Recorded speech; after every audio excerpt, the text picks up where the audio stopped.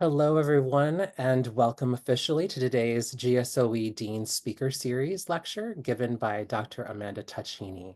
My name is Dan Tilipaw, and I serve as the Associate Dean for Equity, Outreach, and Faculty Development in the Center for the Educational Excellence and Equity within the Graduate School of Education at California Lutheran University. Before I introduce our speaker, I want to acknowledge the lands on which we gather today. We acknowledge that California Lutheran University resides on the traditional territory and unceded lands of the Chumash people. We remember their connection to this region and give thanks for the opportunity to live, work, learn, and pray on their traditional homelands. In their footsteps, we carry forward their tradition of coming together to grow as a community. We offer our respect to their elders and to all Chumash people, past, present, and future. I want to provide some key information for everyone before we get started. Today's talk is being recorded and will be posted soon to our Center for Educational Excellence and Equity website as a helpful resource. At the end of today's talk, we will have an opportunity to ask some questions. We ask that you reserve conversation in the chat just for your questions, which will be posed to our speaker at the end of her presentation. You can send those to me as a private message directly, or you can post them publicly. And now it gives me great pleasure to introduce our speaker, Dr. Amanda Tachine. Dr. Tachine is Navajo from Ganado, Arizona. She is Nanisha Tachine, Zuni Red running into water, born for Izithane, many goats. She is an assistant professor in educational studies at the University of Oregon. Amanda's research explores the relationship between systemic and structural histories of settler colonialism and the ongoing erasure of Indigenous presence and belonging in college settings using qualitative Indigenous methodologies. She is the author of the award-winning book Native Presence and Sovereignty in College and co-editor of Weaving and Otherwise in Relations Methodological Practice. She is published in the Journal of Higher Education, Qualitative Inquiry, International Review of Qualitative Research, International Journal of Qualitative Studies in Education, and other scholarly outlets. Her works have also been published in Marvel and Grist. She has also published thought pieces in the Huffington Post, Al Jazeera, The Hill, Teen Vogue, Indian Country Today, Inside Higher Ed, and Navajo Times, where she advances ideas regarding discriminatory actions, educational policies, and inspirational movements. On a personal note, I know Amanda to be an incredibly caring, brilliant, and deeply reflective scholar, educator, and human being. I know that you likely join me in being excited to learn more about Dr. Tachine's work. At this time, I'll pass things over to her, and again, welcome. Aw, thank you. That was a really beautiful introductions. I just want to say thank you to Cal Lutheran. Thank you to Dr. Telepois for inviting me to talk about Native Presence, something that's so near and dear to my heart. I just want to thank each of you for joining us tonight. I want to also shout out Dr. Espinoza, who is here and has brought some of her students alongside us today. So thank you from the bottom of my heart. I'm really excited to share with you about Native Presence. And so let's get going. I'm going to share my screen. Bear with me as I fumble through my screens here. Y'all can see that, right? It's probably, that's look good. Looks great. That was look perfect. So with the time I have today, I'm going to talk about Native presence. And before I start, I just want to talk about presence. So oftentimes when we talk about populations that have not been adequately represented, we use the language of representation, like Native representation, Black representation, queer representation. And I think those are all really wonderful ways for us to think about populations that are oftentimes relegated to invisibility. However, I'm pushing us to think more than representation, to think about presence. And I like to start there because I often think that representation confines us to one sense making of sight. It's usually around visibility, around who is represented in the room by who we see. And so what I'm asking us to do is think about presence that evoke all our multiple senses beyond sight. So what does it mean to have native presence when there's the sound, the feeling, the touch, the taste, all of our beautiful ways that we embody in this world. And so I'm asking you then, when we think about presences, is to evoke all those senses, and which puts us in a different thinking around what we mean when we talk about these populations that are too often who we don't consider as part of this larger world with us. And so I always begin with this helping us to think about why I use the language of presence. The other reason is because presence takes discipline. I'm a mom, and often one of the things that I find is when my younger child, who just turned 11, wants my attention and I'm on my phone at the same time, right? When you've been at dinner with somebody, your friend maybe, your partner, and they're distracted maybe by their phone or the stimuli of the environment, and you're sharing a conversation with them. There's that element of distraction that's occurring. So that allows us to not be in full presence with the person. And so that's what I mean by saying presence not only evokes these senses, but it's also a discipline to be in presence with folks, to be in presence with the land, to be in presence with ourselves. Okay, so one of the ways that I begin these, I'm so lucky that I get to talk about this and lucky to be with y'all tonight. I want to start with a visioning session, and this one is something I'm going to do briefly. But I ask you if you could join me by closing your eyes if you're in a comfortable position. And if you're uncomfortable to close your eyes, maybe you can just look down towards your nose or look down towards, I want you to just start thinking about the breath, your breath. And so start concentrating on the breath that comes into your body. So take a breath in and take a breath out. And I want you to think about that each breath that comes in is healing for you. And that each breath that comes out is asking you to let go something that isn't needed right now. And there's no judgment on what that is. So think of breathing in healing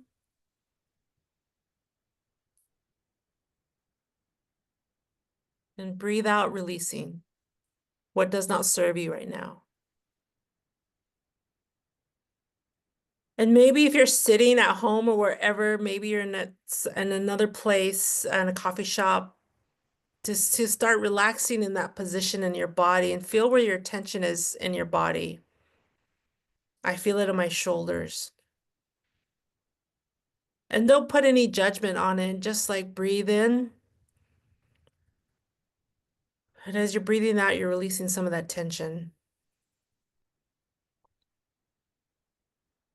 Breathe in, healing of light, and breathe out what does not serve you right now. So focusing on the breath is important.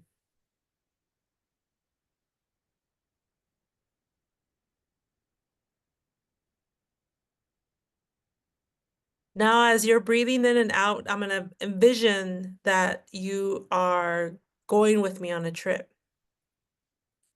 So in your imagination, think about us joining together to enter into a time machine.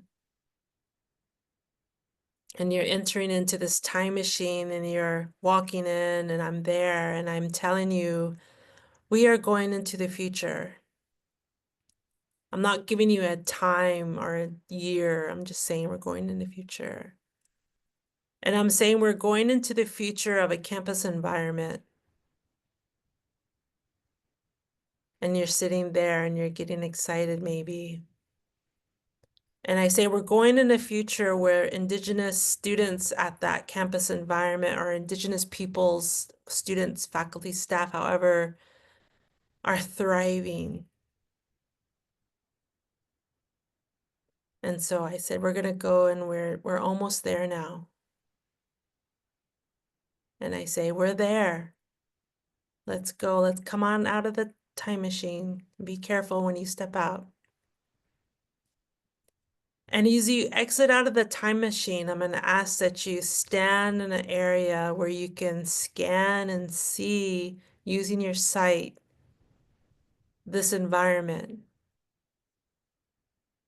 I want you to take a long look around and see what does it look like for Indigenous futures in campus environments? What is it like to see them thriving? What does the environment look like? And I want you to turn your ears on and evoke that sense making of hearing. And what do you hear? Possibly you hear trees rustling from the wind, or maybe you're near the ocean, you hear the waves, or you hear the birds flying. What is the environment and what do you hear?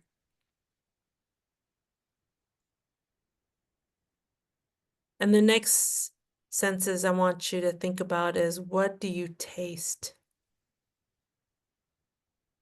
What is lingering in your tongue in this place?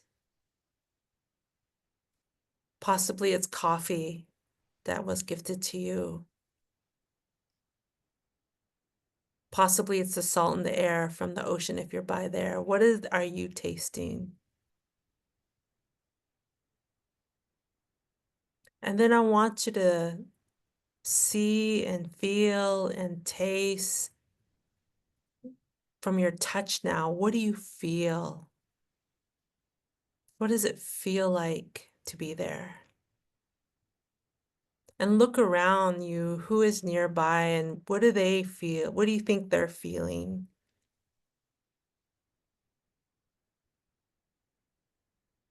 Take a deep breath and just look around. And what are you thinking? In Navajo, it's like, what is the incest kiss? What's your thoughts at this place?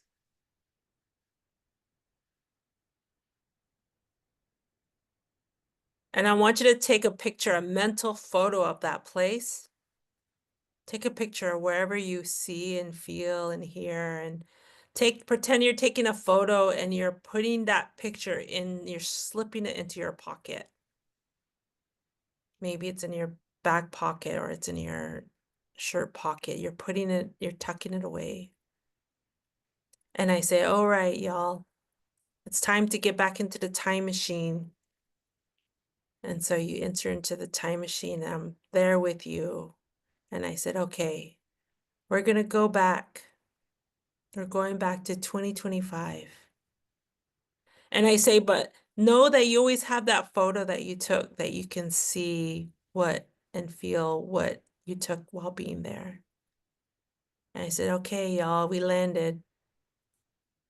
And you're back with me. And so go ahead and open your eyes or go ahead and look again at the screen. What is the Indigenous futures that you are seeing? And so what I want you to do at this time, as if you have the ability, is to write using the chat function, description words of what you had. And there's no judgment on your spelling or how you're paraphrasing it, but let's evoke some words. Let's put it out into the Zoom chat of like, what were some of the things that stuck to you in that visualization? And so if you don't mind using this time now, I'm gonna give about a minute or 2 minutes to allow you to reflect on it. And this is the purpose of, I don't want you to lose sight of that and to share with others. And so go ahead and do that. And while you're doing that, I'm going to play a song. And so while that song is playing, it's going to allow you to hear, it's going to be a part of you to reflect on it. And then when I turn down the music, that's the time for us to come back, where I'll continue with talking. So I'm going to be quiet now and let you all to write some stuff on your chat or in a notebook if you want to keep it private.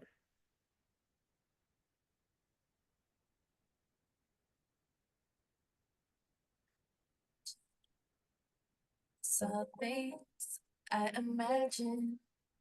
I saw things I imagine. I saw things I imagine. I saw things I imagine. Things I imagine. Things I imagine. Things I imagine. Saw things I imagine. I saw things I imagined. I saw things I imagined. I saw things I imagined. I saw things I imagined. Things I imagined. Things I imagined. Things I imagined.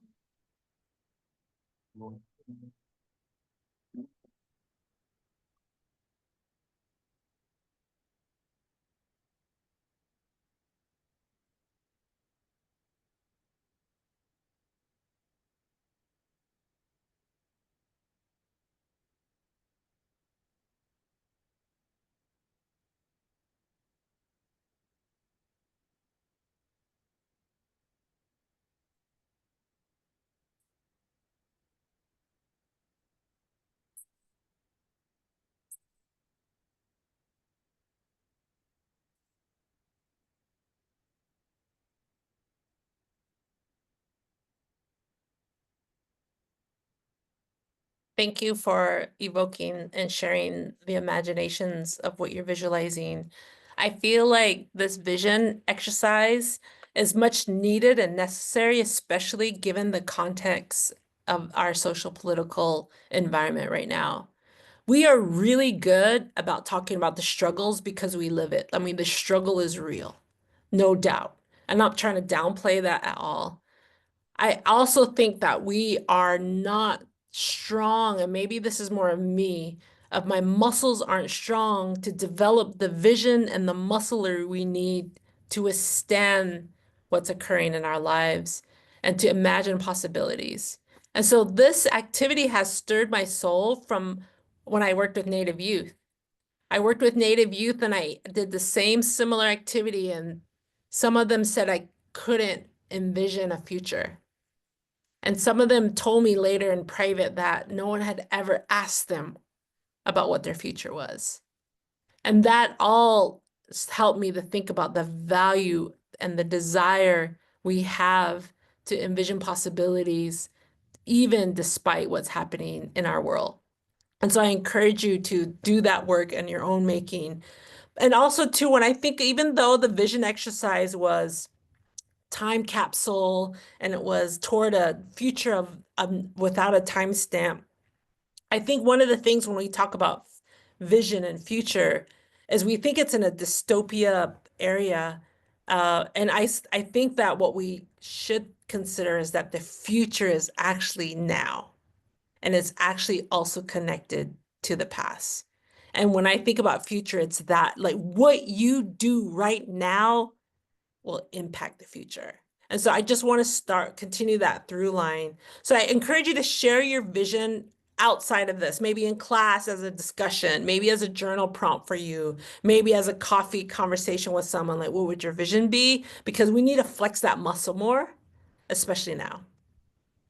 So I'm coming to y'all talking about the book that I was so honored to write called Native Presence and Sovereignty in College.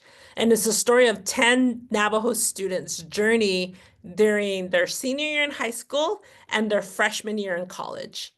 And so I was lucky enough to learn alongside them in this work.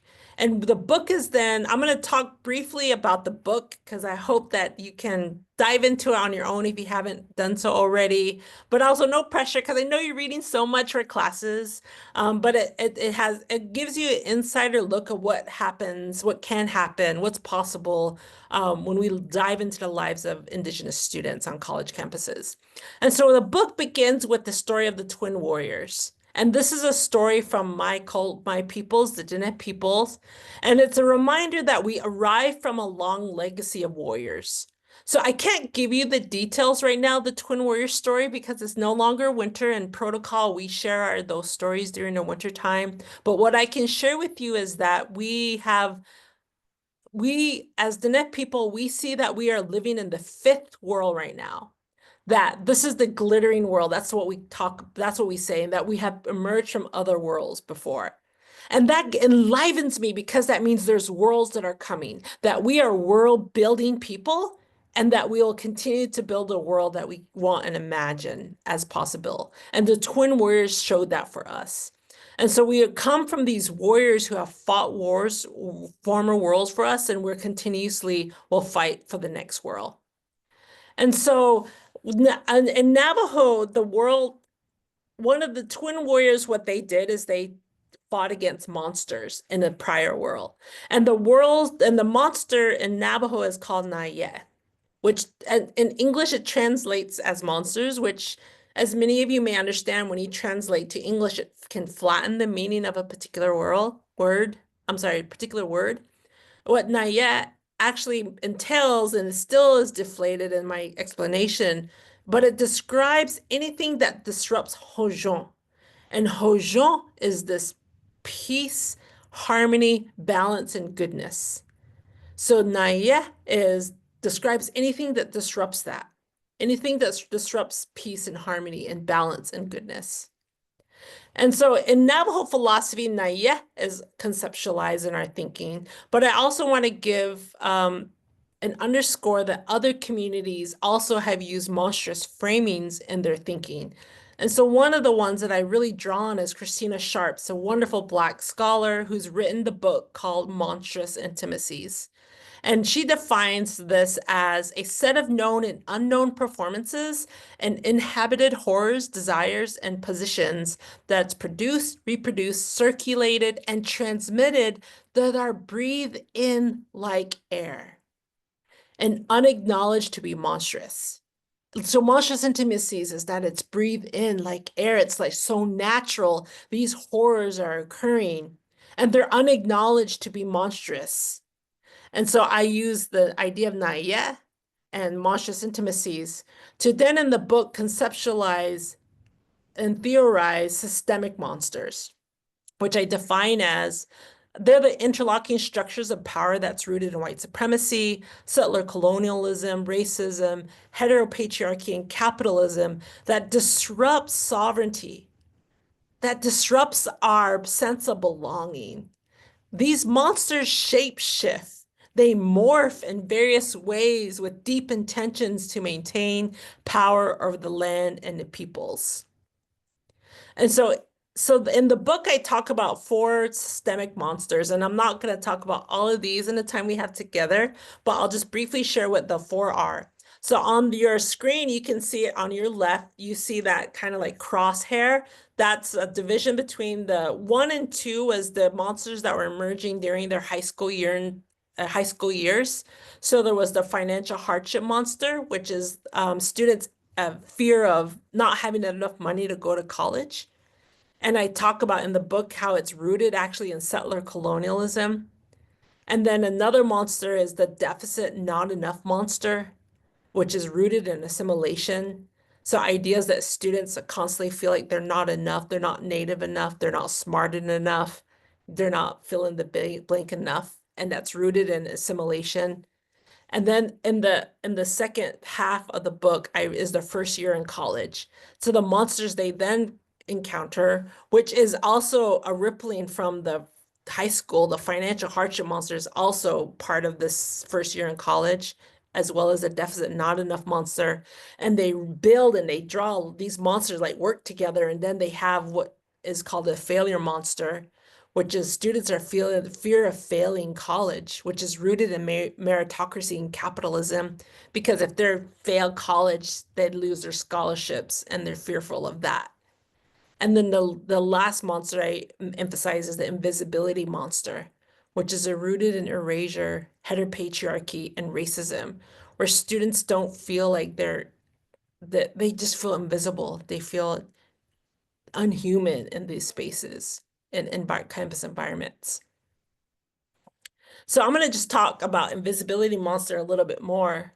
And so this picture is actually a true story of a student who told me that during her freshman year in college, it was like she was in a big old class and the teacher was actually saying inaccurate information about Native people. And she had the courage to raise her hand and say, that's not accurate. And so she was correcting the faculty member, and the faculty member said that back to her, like, I thought you were all gone.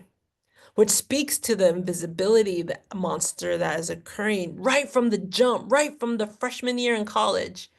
And so what I like to start by saying is that although she felt it in a freshman year in college, but the invisibility monster is so much wider and pervasive in our society.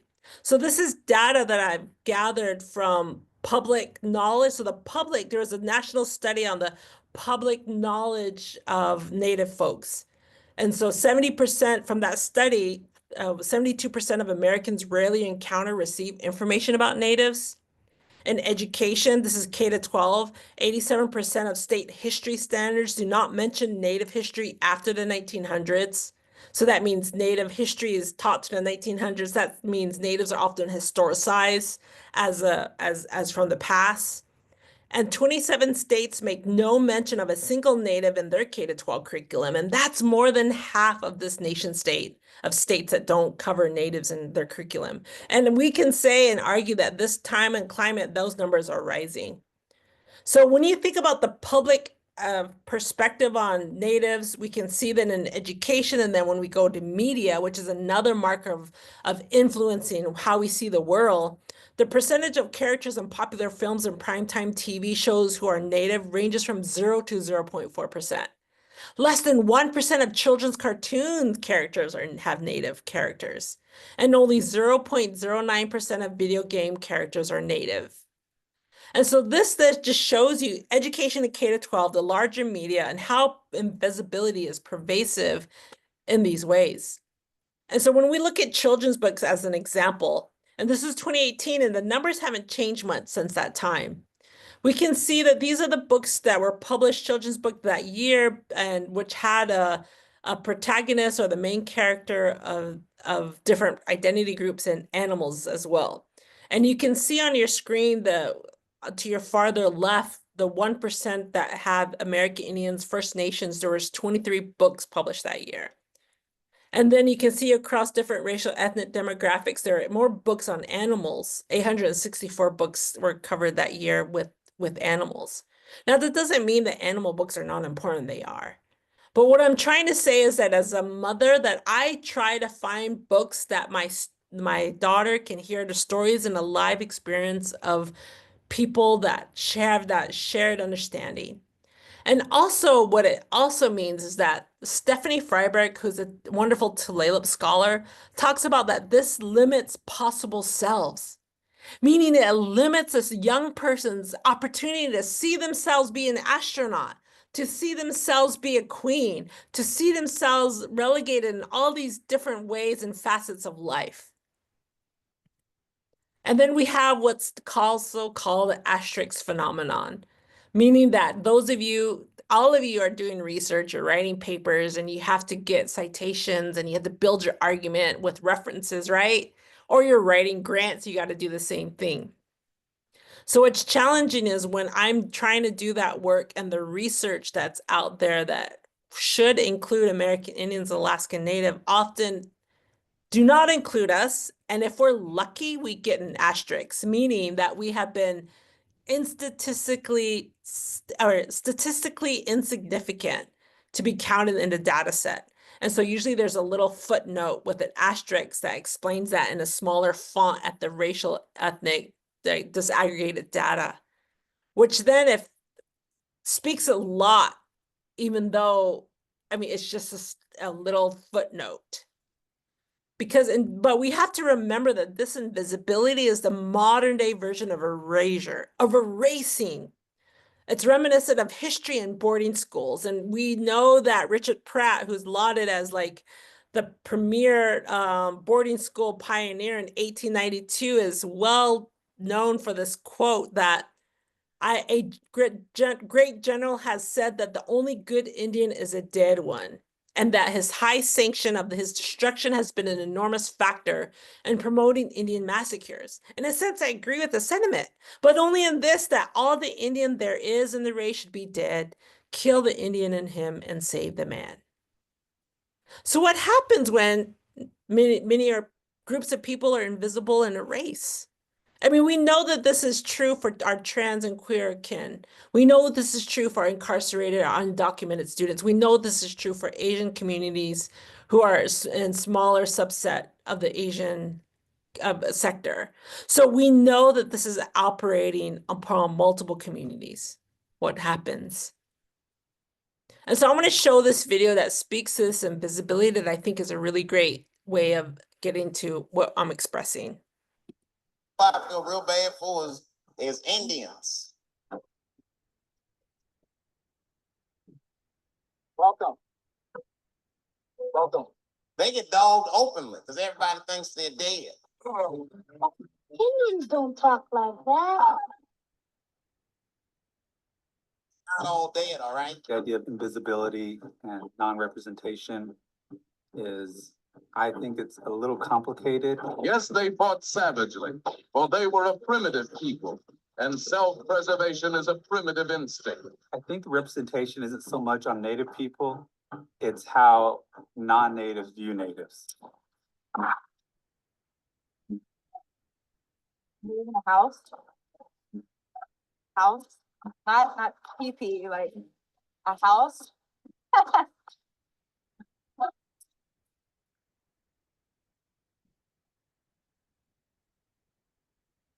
The Native women were very hypersexualized and romanticized. So I think that affects us in academics to just everyday life.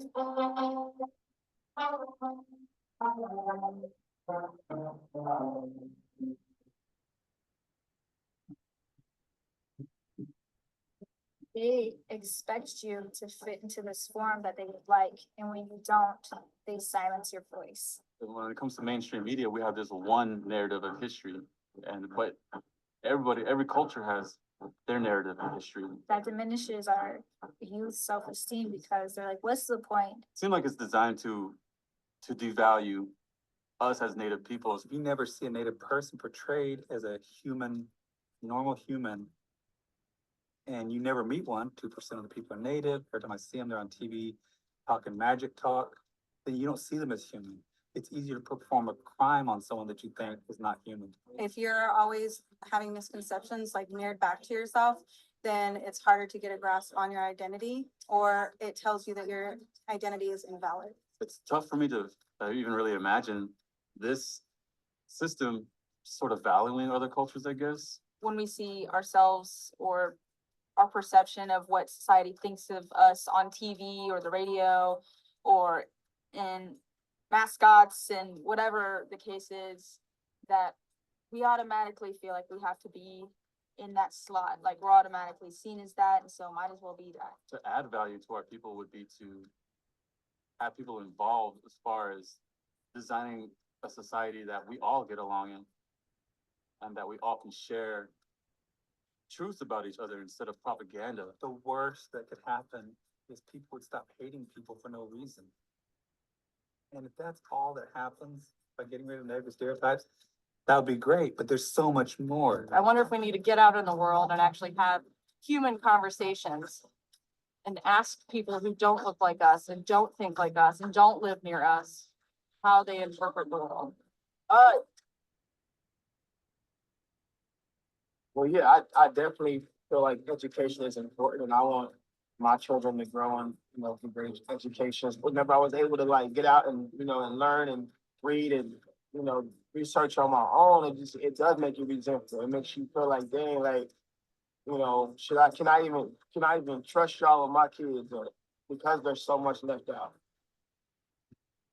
People are ready to hear our stories. People are ready to learn about our cultures. By using story and injecting Native people into story that humanizes them, that makes them just another person in the story and not stand out because their nativeness. Oh, it's really important that we work together for new narratives. We have so many opportunities, and it's really beautiful seeing Indigenous people be seen and heard and uniting with all of us, just telling our stories and sharing through our histories.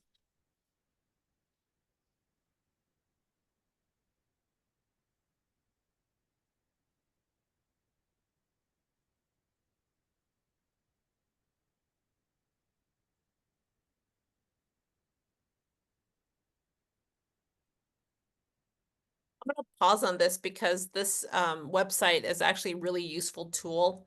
This Reclaiming Native Truth is where the citation of the general public research of folks, 72% of the general public don't have a knowledge of Native peoples derived from their work that they've done. So they have some really great toolkits that I encourage folks to utilize, cite and resource share. I certainly have found it valuable in my work. So what happens then when invisibility is operated? We've heard from folks in media, and we've heard it some of in K-12 and in children's book. And so I just want to shed light on what happens in education. And all of these pictures are actually photo clips within the last 3 years of discriminatory policies that have inhibit Native ways just for them being simply Native. And so we have the girl she has, let's call it siete, which is a hair tie around her hair that was during a basketball game, a high school basketball game during Native American Heritage Week. The girls decided to all wear their hair in a traditional Navajo Navajo bundle, a siete. And before they can begin the game, the refs told them they had to all take it off because of safety and policies. And so there was an uproar in the community that occurred from that during that time. We have the young boy who was told to go home during his first day of kindergarten because his hair was too long. And then we hear of every year, Native high school students and now college students and now executive orders of not graduates not being able to celebrate and wear their cultural regalia during times of great joy. Now, I just want to make a mention that all of these stories are pivotal moments in education. We have a high stakes basketball game during Native American Heritage Month. We have kindergarten, which is a beautiful time for all of us to think about. And then we have graduation, times when families are there, when policies are in place to stop. And so this video clip is of a student that I'm gonna share with you. Her name is Lourdes. I'm so honored that I got to work with her. She's a former student of mine at Arizona State University. And this is a story of her when she was a senior in high school, fighting for her to be able to wear her cultural regalia. Change in the graduation dress code at TUSD. The board voted tonight to allow Native American students to wear cultural regalia during graduation. 9 on your side's Veronica Vernaccio caught up with the high school senior who started the push for this change last October. I think it's just overwhelming for me, I would say, just because it was a battle that Lourdes Pera has finally won. All in favor, say aye. Aye. Opposed? It's a unanimous vote. Native American students can wear cultural regalia to their graduation. I feel amazing. I have no words right now. It feels fantastic. Pera presented the idea to the board in October of last year, which she said made her angry. As a senior in high school and I'm dealing with different things, a job and college and such, I have to come to my board and ask for them to give me permission to express my culture and my Hindog. But once the board heard the idea, she said they were very understanding in making sure the Native American students' voices were heard. It was just a lot of energy on this board to make this document right for our community. So I apologize for the many, many attachments, but it was a lot of enthusiasm to do this the right way. After the vote, the crowd broke out in applause. Pereira, sitting in the crowd, wearing her graduation dress, she says, for her younger sisters and other Native American students. For them to know that they are recognized and for them to know that they don't have to be afraid or hide who they are. Veronica Vernaccio, KGUN 9 on your side. And with this divided board, to see them come together. Unanimous vote. Yeah, behind something like this, yeah. Good. Minute change. Oh, sorry. Every time I watch that clip, on one hand, I get, there's power I feel in Lourdes' story of fighting for her to wear her hymn dog and others to do that. While at the same time, I'm also holding frustration and tension over, she said it, like, I'm a senior, have a job, I'm applying to college, and I have to educate my board on who I am as an Optum member. I mean, there's like this, I feel like this is a time where I'm more so processing how we're able to hold two ends, seemingly opposite ends at one time. And Lourdes and many other folks, youth can have showed that for us. And there's also deep irony in that as well, right? And so invisibility then has been a part of what's happening in the K-12, and it's also been a part of our college. And I'm gonna go through this more quickly in terms of time. But when we look at the enrollment rates of Native students in colleges, we can see that Native students' enrollments have drastically, I'm going to use that language, drastically decreased in the last 15 years, actually by 40%. And it's the largest decrease when compared to other racial ethnic backgrounds. And so this is again the 2010 to 2020, again, a decrease. And this is what haunts me, is that there's ongoing decrease of Native enrollment and there's no alarms blaring out. So that's how invisibility operates. And so the hauntings in the book I talk about are the ongoing everyday suffering and struggles that function to uphold the inferiority of people. So the hauntings are like the breathe in like air that Christina Sharp talked about. They're the ongoing everyday suffering that happens that continues to uphold inferiority. Graduation, our students not being able to wear the regalia is a haunting. Native students not being able to be who they are is a haunting. Native students not going to, the enrollment's dropping and no one's saying anything as a haunting. We can probably talk more about hauntings that's happening across different communities. It gives us a language to think about. And in the book, I talk about these monsters then are internalized, where the students started internalizing beliefs and behaviors and attitudes and feelings that diminish. It was diminishing their brilliance and their sacredness. And they have these type of encounters. Really, you don't look like an Indian. But we have to remember that we have indigenous weapons. And in the book, I talk about the indigenous weapons that students use to withstand and stand against and maybe even try to fight against the monsters. And these weapons are defined our knowledges and ethical engagements of kinship that build survivance, that reawaken power and sovereignty of their presence and belonging. And these weapons are centered and balanced from indigenous knowledge system. They're rooted in what in Navajo we call which is kinship, which is this abundantly dynamic way of life that regards relationships to all beings toward a world of social harmony and beauty. And these weapons are our superpower. This is what we need to be talking about right now. I was just talking with a friend earlier that I wish I had done my talks right now, more than emphasizing the monsters, but emphasizing the weapons. Like we need to talk about what are our weapon stories? What is the stories we need to know right now that we're using every day to get up to do the work that our communities are using? And it reminds us that, because it reminds us that we are not alone.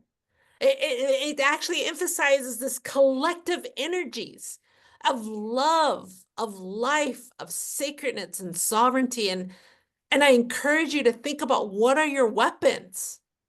What enlivens you of love and life and sacredness and sovereignty not in the way we conceptualize sovereignty of like control over a hierarchy. I'm kind of moving my hands like this to demonstrate there's a hierarchy.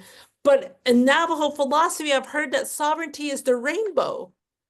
And that really like flips our thinking around sovereignty as a rainbow, because rainbow then shows a multiple of brilliance if we think of our LGBTQ two-spirit folks and the symbolism of a rainbow of that.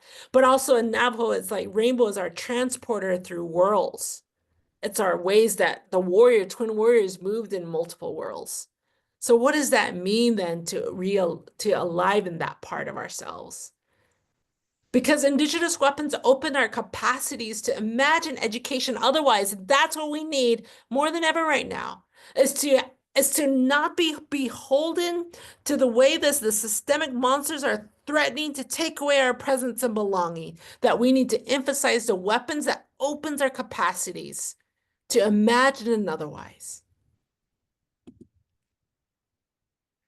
And these monsters, they teach us something too. In the book, I learned about my own orientation to the monster stories. And what I learned from that is that we learn from the monsters, and it actually reminds us of our indigenous weapons. And so, so the invisibility, which is the last one on refusal on your screen, invisibility's its roots are racism and an erasure. It taught the students when the invisibility monster was operating, and it taught them to like refuse the monster. I'm gonna refuse to be invisibilized. And we have the self-determined right to refuse what has been told about us or what we're not able to do. We can refuse it. And then it's a reminder that we should know then what is our own self-determined lives. What is our sovereignty? What is belonging for us? And we don't have to subscribe to what has been told about us. We can refuse, and that's a weapon. So the highlighted red are the weapons, what they have enacted. They enact resurgence, they enact continuance, they enact reverence, they enact refusal. And we have to do it for the next generation. That's why I put the picture of my youngest daughter here. And it enacts in us what we have to do for our futures.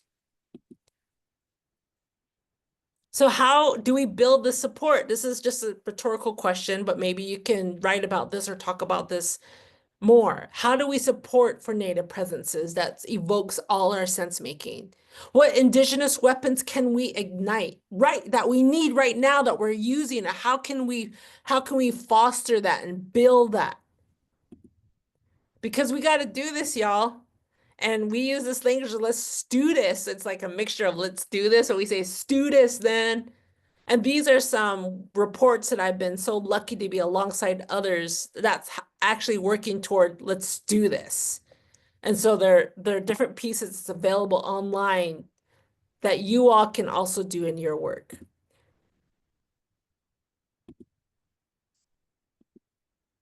And that's the end of my last slide. I thought I had another slide, but I think I would just want to share. I think my slide was about this is a time right now, there's teachings of what's occurring in this life right now. More than ever, I've emphasized this enough, is we need to take stock of what's occurring, tell the stories that we need right now and we desire for. What are our weapons that we have at our disposal, and how are we strengthening that weaponry?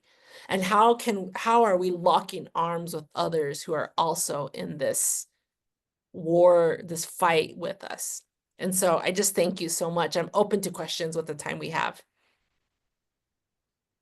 Thank you so much, Dr. Tachine. We'll open up for questions, and you can send those in the chat, or feel free to take yourself off mute and ask openly. Thank you.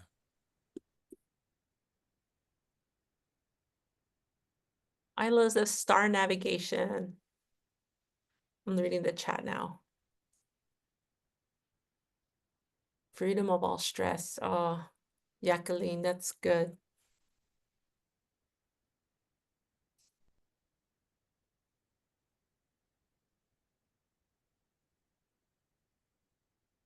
Celebrating, yes.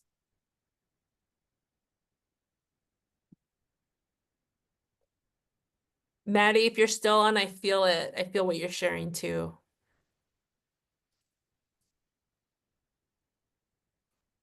Thank you for sharing your visualizations on chat.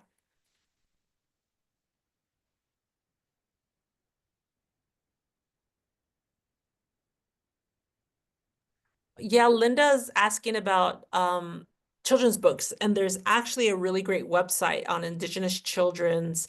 Debbie Reese is the person who's compiled, and she has a slam dunk website that actually has broken down books by genres even. So not only by age, by genres. And she's really good about doing the legwork of were the writers native, like the authors, were they native contributors? And I'm on a social media break, but I don't know if she is, but she used to, and she probably still does, like whatever new books that are coming out that are native written or native focused, she would share that on social media, like the latest books that are coming out. So Debbie Reese, and her website is like Indigenous children's literature, I think it might be, something like that. There's not many, so if you Google that, you probably find her easily. That's a good question. Thanks, Linda. And by the way, me and my son are writing a children's book, so that will be forthcoming. We're writing a book that thank you so much, Dan. That's it, American Indian Children's Literature. We're writing a book about college, because one of the things we realize is there's not even any children's books for natives about going to college. And so we're writing a book about, actually the tentative title is like, I don't want to go to college, because that was my son's journey, is like, I don't want to go to college. And then the storyline is about him like coming to his own understanding of the value of college and the need for our young children to start talking about college. So just keep us in mind in the future. Right now, it's my first time writing a children's book, and we have an artist who's commissioned, and artists take time to draw out all the pages. And so it's going to be out soon, forthcoming.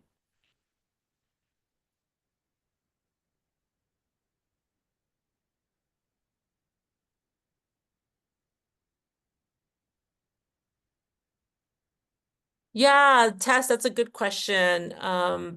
Besides further educating ourselves, are there any other recommendations you have for how we can support Native college students, especially in this time? Yeah, I don't really know, Tess, what your if you're working on campus or like what your involvement is with the campus community.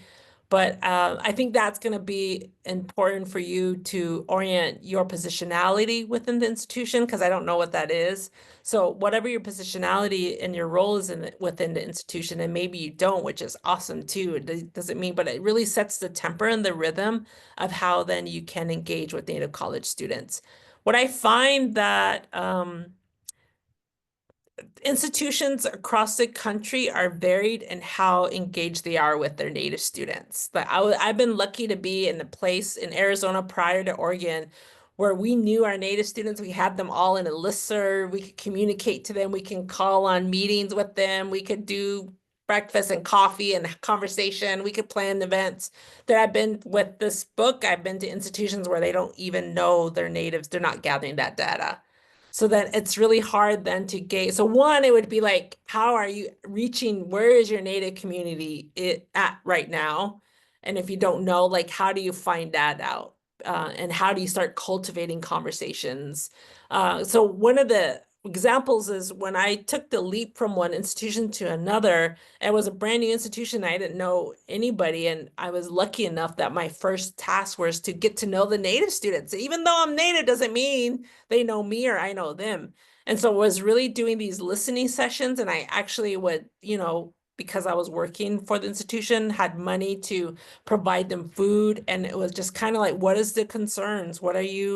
What's happening? Building relationships with them was really key. And that set the tone of like, oh, we need to. Actually, from that engagement, we actually created a magazine, the first and only college magazine still published. Y'all can see it's called ASU Turning Points. It's a college magazine written by and for Native college students. So there's stories, because there's a lot of useful college information available, but there's a different way of that information being told through a Native lens. So that, for example, there's a story on there of burnout. And what does that mean when you're Native to burnout? What are the ways that students can navigate through burnout using like spiritual and traditional knowledge systems to get through that?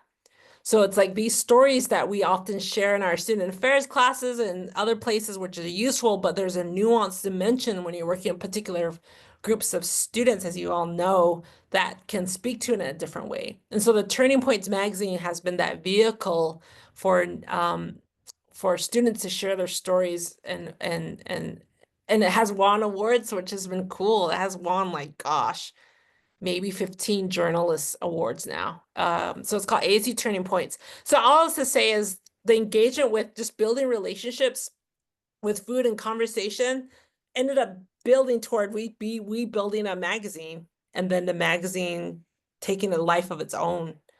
It's a podcast too. I mean, it has grown. But yeah, wishing you much love and support, Tess, as you move through that. in college counseling role, teacher contract and corporate. If you have not read Linda Tuiwa Smith, Decolonizing Methodology, I think that's like a prime read with any discipline. And so it's really about decolonization. And it was probably one of the first books that I read that like, whoa, is like mind shift. And so I definitely recommend, that's a great place to begin if you haven't done that already. And her citations are ridiculously beautiful. So you can just do the citation, what grabs at your heart as you're reading a particular chapter. I don't know if you already do this. I do this all the time. Then I start following the citations and it opens up a whole new constellation of folks that I didn't know and I learn from. But Linda's a wonderful book that I really value. And yeah, she thinks about indigenous globally. Who wrote Banana Leaves? Jessica Hernandez is a really another wonderful that has helped me to think about indigeneity that's beyond that looks from different regions of Latin America. And so Jessica Hernandez wrote a book called Banana Leaves. And so that would be another really great book that I recommend.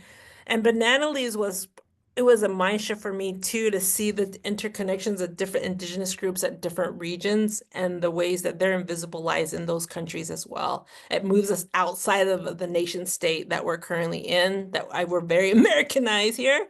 And so Jessica's was a really great way for me to understand that thinking and that livelihood. And so I would say if you haven't read that, that's a really good one too.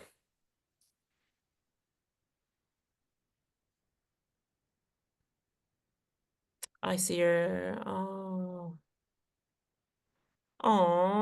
Claudia, I love that question. Oh my gosh. That could be a whole new session because I love to talk about methods. It's my like jam. Okay, so Claudia, in my book, I have a whole chapter on my methods I developed a method actually called Story Rug in the process, which is it's a Diné method. I didn't really know we could create our own methods. And that was so freeing for me. As a student, because I was feeling so constrained about Western methods and story development. And it was hard and I struggled and I tussled so much. And then read Indigenous Story Work by Joanne Archibald, another great book. It was one of those books where I finished and I started crying. I felt like it was meant for me to read. And it was her journey of developing story work or basket work as a way of methods. And then that helped me to think about story rug because I'm a weaver and thinking about that. And so I already knew when I was doing my dissertation that I wanted to become a book, which is, I just knew it was going to become a book.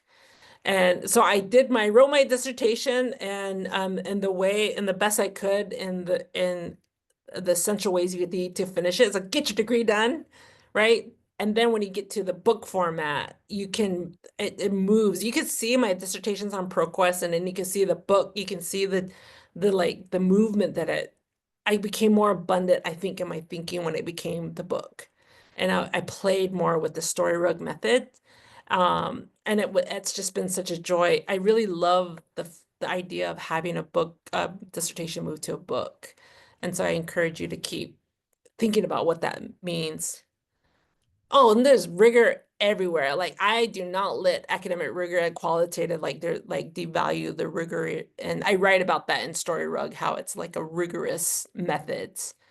So yeah, I wish I could talk more about that because it's my jam. Let's talk about it. Okay, let me see. What other questions?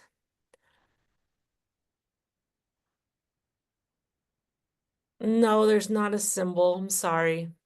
Or maybe your students at your center, at your institution can create a symbol. I think it's going to be local knowledge, could help guide that. And that could be really beautiful as a way.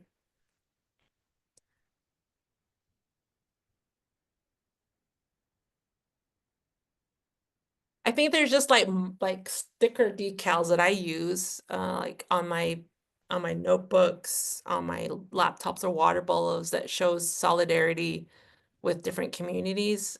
It might not be one symbol. It could be just like like I have queer, trans, I don't identify, but I put that on, or Palestine, I have a Palestine sticker on my water bottle, things like that. I think it would be, is I think a connection too. Well, I recognize that we are at our time boundary, and I want to respect that. So, Dr. Tachine, thank you so much for what you've shared, all of your insights, your powerful work. I'm going to take forward the image of the rainbow in as sovereignty, and really continue to be so deeply entranced by all that you've shared. So thank you so much for joining us today. We really appreciate it. And thank you to everybody who is here for this session. We hope to make this recording public very soon. So thank you so much, everyone. Have a great rest of your day and take care of one another. Thank you, much love. Bye. Thank you.